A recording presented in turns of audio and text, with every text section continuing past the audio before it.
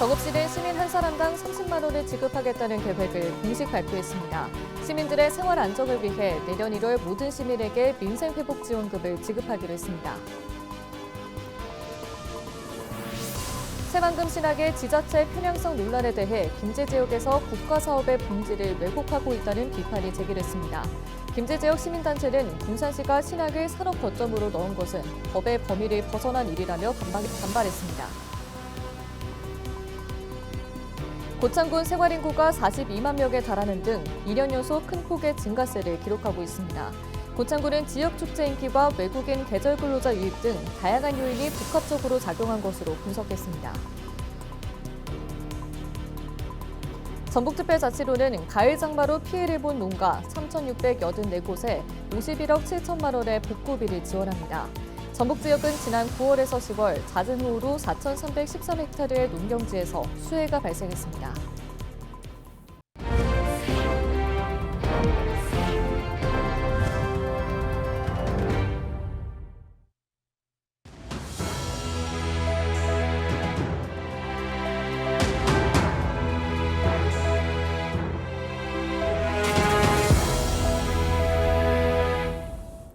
시청자 여러분 안녕하십니까? 헬로티비 뉴스입니다. 전북방송은 한 달여 전 정읍시가 다시 모든 시민에게 민생회복지원금을 줄 가능성이 있다고 전해드린 바 있습니다.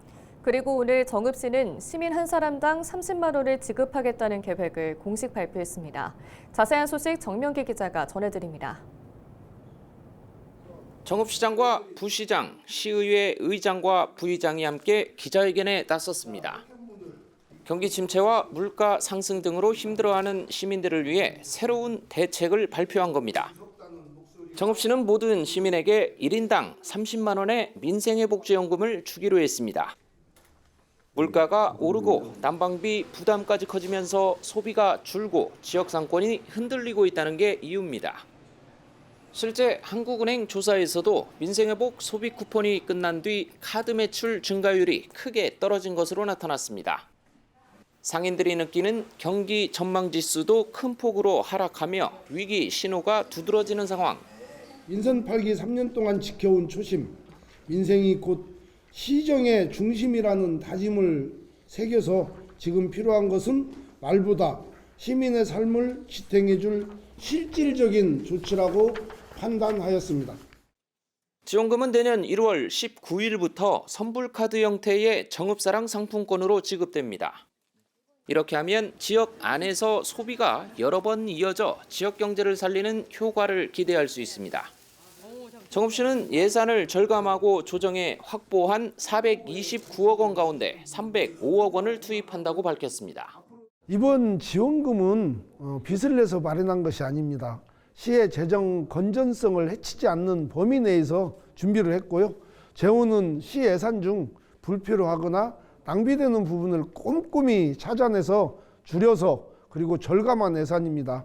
시민들이 내주신 소중한 세금을 가장 어려울 때 가게 안정을 위해서 다시 시민들에게 돌려주는 것입니다. 지난해에도 전 시민에게 30만 원을 지급했고 코로나19와 한파, 난방비 급등 때도 20만 원씩 지원했습니다. 이 같은 결정은 강력한 재정 절감과 행정 혁신 덕분에 가능했고 최근 행정안전부의 재정 혁신 우수 사례로 선정되는 등 행정력을 인정받고 있습니다. 전라북도 정읍시의 사례를 보니까 최근 한 4년 정도 지방 겨부세 미지급 또 감액 이 과정을 통해서 지방 재정이 엄청나게 어려운 상황인데 유일하게 통합재정안정화기금이 늘어나고 있고 다만 내년 지방선거를 앞두고 선심성 정책이 아니냐 또 계속되는 현금성 지원에 대해 일부 시민들의 걱정과 비판도 나오고 있는데요. 이번 조치가 시민들의 생활을 지켜내고 지역 경제 회복에 실질적인 보탬이 될 수 있을지 주목됩니다. 헬로티비 뉴스 정명기입니다. 남원 지역 유경종계 농장에서 H5형 조류인플루엔자가 확인됐습니다. 고병원성 조류인플루엔자 중앙사고수습본부는 15일 남원시 소재 유경종계 농장에서 H5형 AI 항원이 확인돼 농림축산검역본부에서 고병원성 여부에 대한 정밀검사를 하고 있다고 밝혔습니다. 중수본은 해당 농장에 초동 대응팀을 투입해 출입 통제와 살처분, 역학조사 등 방역 조치를 하고 있습니다. 또 고병원성 AI 확산 방지를 위해 전북특별자치도와 남원시와 인접한 구례와 곡성, 하동, 함양 등 4개 지역의 축산시설과 차량에 대해 24시간 동안 일시 이동 중지 명령을 내렸습니다. 전북경찰청에서 경찰 간부의 갑질 의혹이 불거져 사실관계를 파악 중입니다. 전북경찰청 관계자에 따르면 최근 A경정의 갑질 의혹에 관한 신고가 감찰부서에 접수됐습니다.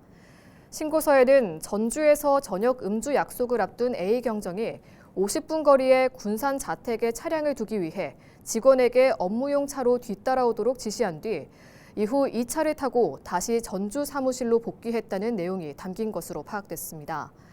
또 지난 2월쯤 해당 부서에서 담당하던 사건의 구속영장이 기각되자 A경정이 직원에게 폭언했다는 의혹도 담겨 있는 것으로 알려졌습니다. 새만금 신항을 둘러싼 지자체 편향성 논란이 커지고 있는 가운데 김제 지역에서는 이런 움직임이 국가사업의 본질을 왜곡하고 있다는 비판이 제기됐습니다. 새만금 미래김제시민연대는 군산시와 일부 정치권이 새만금개발청이 새만금 기본계획을 다시 짜는 과정에서 신항을 산업 거점으로 넣은 것은 법의 범위를 벗어난 일이라며 반발했다는 겁니다. 하지만 전문가들은 새만금 신항은 국가 최상위 법정계획에 근거한 핵심 시설이고 새만금청이 이를 추진할 법적 정책적 책무가 있다고 강조했습니다. 김재시 관계자의 설명 들어보시죠. 근본 새만금 기본계획 재수립의 핵심은 부족한 산업 용지 확대입니다. 새만금 신항과 배후 지역을 제3산업 거점으로 지정하는 것은 새만금 전체를 위해 반드시 필요한 사항입니다. 새만금 신항을 해양 관광 권역으로 별도 지정하자는 주장은 근본 새만금 기본계획 재수립 시 산업 거점 확대라는 취지에 맞지 않습니다. 이들은 또 김제 지역 여론은 정치적 이해관계나 지역 갈등에 흔들리지 말고 국가 정책의 일관성과 새만금 사업의 본래 취지를 지켜야 한다는 입장이라고 전했습니다. 전북도의회와 전북지역 시군의회로 구성된 초고압 송전선로 대책특별위원회는 용인 반도체 클러스터를 전북으로 이전해야 한다고 주장했습니다. 특별위는 15일 전북도의회에서 기자회견을 열고 지방의 희생을 담보로 수도권으로 전기를 끌어올리는 방식은 더 이상 유효하지 않다고 밝혔습니다. 특별위는 이날 기자회견에서 초고압 송전선로 계획 백지화와 용인 반도체 클러스터의 전북 이전, 새만금 아리백 국가산단 지정, 국가균형발전 약속 이행 등을 정부에 요구했습니다. 한전은 2027년 가동을 준비 중인 용인 반도체 클러스터의 필요 전력 10기가와트를 수급하기 위해 송전선로 건설을 통한 서남해권의 신재생 에너지 전달을 추진하고 있습니다. 저출생 여파로 학교와 학생 수가 줄면서 교육부는 교사 정원 감축에 돌입했는데요. 교육 현장에서는 반대의 목소리가 나옵니다. 현실을 반영하지 못한 감축이라는 건데 국회에서는 제도 개선을 위한 토론회도 열렸습니다. 이세진 기자의 보도입니다. 올해 전국 학생 수는 500만 명을 겨우 넘겼습니다. 이마저도 내년에는 500만 명 아래로, 2033년에는 400만 명 아래로 떨어질 거라는 분석이 나옵니다. 교육부는 학령 인구 감소를 근거로 교사 수 감축에도 들어갔지만 지역 교육감들은 반대 목소리를 내고 있습니다. 교육의 관점이 굉장히 많이 바뀌어지면서 아이들 한 명 한 명에 대한 맞춤형 교육 시대로 접어가기 때문에 지금 교원 정원을 관리하는 방식이 과연 맞는가? 학생 수를 기준으로 하는 현재의 교원 정원 제도가 현실을 반영하지 못하고 있다는 학교 현장의 지적도 나옵니다. 소멸 위기에 처한 농촌의 작은 학교는 물론이고 소규모 학교가 교육과정을 정상적으로 운영하기 위한 최소 교원조차 확보하기 어려운 구조로 학생 수가 적더라도 교과 운영, 생활교육, 돌봄, 안전교육 등 기본교육은 반드시 필요하기 때문에 교원 정원 감축이 앞으로 더 심화될수록 그 부담은 고스란히 교사에게. 과밀학급으로 몸살을 앓고 있는 신도시 학교에서도 제도 개선이 시급하다고 보고 있습니다. 28명이 넘는 과밀학급과 34명이 넘는 초과밀학급이 존재하는 지역일지라도 중소도시 지역의 학생 수 감소를 이유로 과밀학급 지표를 미반영하여 해당 지역의 정원 총량이 줄어드는 모순이 발생합니다. 국회에서는 교사 정원 산정 기준을 학생 수에서 학급 수로 변경하는 법안도 발의됐습니다. 법안을 대표 발의한 정치권은 학교를 줄이는 방식이 아니라 학교의 교육 여건을 개선하는 방향으로 정책이 바뀌어야 한다는 입장입니다. 여야를 넘어서 대한민국의 미래를 결정하고 또 저출생 문제도 해결하고 또 도시 문제도 해결하고 우리 농어촌 문제도 함께 해결하는 이 교원 정원제도 개선을 반드시 함께. 교육부는 오는 2027년까지 공립 초중등학교 교원 정원을 2023년 대비 최대 30%까지 줄이겠다는 방침. 시대적 숙명이라는 시각도 공존하는 가운데 교사 감축이 교육 본질을 해칠 수 있다는 우려도 커지고 있습니다. 헬로티비 뉴스 이세진입니다. 고창군 생활인구가 42만 명에 달하는 등 2년 연속 큰 폭의 증가세를 기록하고 있습니다. 고창군은 올해 2분기 생활인구 분석 결과 지난 5월 기준 고창군 생활인구는 42만 명으로 전년 동월 대비 약 7만 명 증가했다고 밝혔습니다. 이 기간 체류 인구는 36만 명으로 등록 인구의 약 7.2배에 달합니다.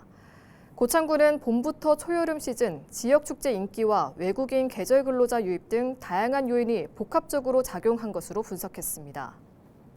생활 인구에 대한 다양한 혜택을 확대해 지방 소멸 위기 극복과 지역 경제 활성화의 핵심 자산으로 키워가겠습니다. 전북특별자치도는 가을 장마로 피해를 본 농가 3,684곳에 51억 7천만 원의 복구비를 지원합니다. 전북 지역은 지난 9월에서 10월 잦은 호우로 논콩 3,770헥타르와 무 240헥타르, 배추 303헥타르 등 4,313헥타르의 농경지에서 수해가 발생했습니다. 이 기간 누적 강수량은 621.3mm로 평년 128mm의 5배에 육박했습니다. 전북도는 장마 이후 농작물 고사 피해를 확인하고 농림축산식품부에 농업재해 인정을 요청해 복구비를 마련했습니다.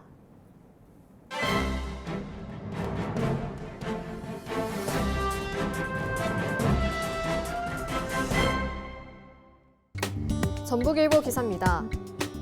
새만금 개발청이 지난 12일 이재명 대통령에게 2026년 업무 계획을 보고하며 아리백 산단 조성과 AI 그린 수소 기반 산업 생태계 구축 등 새만금 개발의 대전환 전략을 제시했다는 내용인데요. 그러나 이 대통령이 보고 말미 기존 개발 구조의 실현 가능성에 문제를 제기하며 불가능한 사업은 정리해야 한다고 주문해 새만금 정책 방향과 계획의 수정이 불가피할 전망이라고 합니다. 새만금 개발청은 이날 세종 컨벤션 센터에서 열린 업무 보고에서 재생에너지 공급 목표 10기가와트 확대와 아리백 스마트 그린 국가 시범 산단 조성, 재생에너지 신도시 10제곱킬로미터 개발, AI 로봇, 모빌리티 실증 기반 확충, 그린 수소 기반 초혁신 경제 모델 구축 등을 핵심 과제로 설명했다는 겁니다. 하지만 이 대통령은 이날 업무 보고 마지막 발언에서 기존 개발 방식에 대해 근본적 문제를 제기했다고 하는데요. 이 대통령은 30년 동안 40%밖에 매립하지 못했다. 앞으로도 애매하게 갈 수는 없다며 현실적으로 불가능한 부분은 정리하고 재적으로 해야 할 부분은 확정해야 한다고 지적했다는 겁니다. 특히 민자 중심 매립 구조에 대해 민자로 매립해 들어올 기업이 어디 있겠느냐, 포기해야 하는 것 아닌가라고 덧붙였다고 하는데요. 전북일보는 대통령의 이 같은 발언으로 새만금 기본계획은 향후 추진 과정에서 상당한 조정이 이뤄질 것으로 전망된다고 밝혔습니다. 지금까지 신문브리핑이었습니다. 술에 취해 편의점 직원을 폭행한 20대가 경찰에 구속됐습니다. 전주 완산경찰서는 업무방해와 폭행 혐의로 20대 A씨를 구속해 조사 중이라고 15일 밝혔습니다. A씨는 지난 14일 새벽 1시쯤 전주시 완산구 삼천동의 한 편의점에서 30대 직원과 다투다 폭행한 혐의를 맡고 있습니다. 조사 결과 A씨는 같은 날 인근의 한 식당에서도 욕설을 했다가 식당 주인에게 제지당했던 것으로 알려졌습니다. 경찰 관계자는 재범 우려가 있다고 보고 구속해 조사 중이라고 말했습니다.